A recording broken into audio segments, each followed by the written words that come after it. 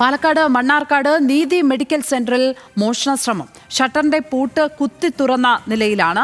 CCTV cable മുറിച്ചിട്ടിരുന്നു. രാവിലെ എത്തിയ പത്ര ഏജന്റാണ് മോഷണ വിവരം പോലീസിനെ അറിയിച്ചത്.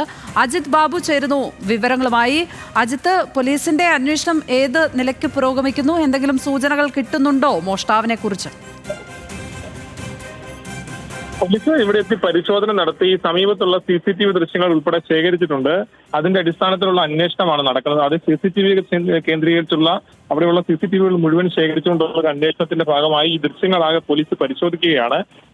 ഇത്തരത്തിൽ നേരത്തെ ലക്ഷ്മി സൂചിപ്പിച്ചവർ തന്നെ പത്ര ഏജന്റാണ് ഈ മോഷണ വിവരം പോലീസിനെ അറിയിച്ചത്.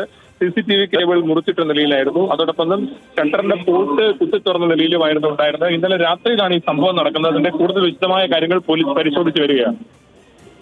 അജിത് ബാബു ആണ് പാലക്കാട് നിന്ന് വിവരങ്ങൾ പങ്കുവച്ചത്. ഇപ്പോൾ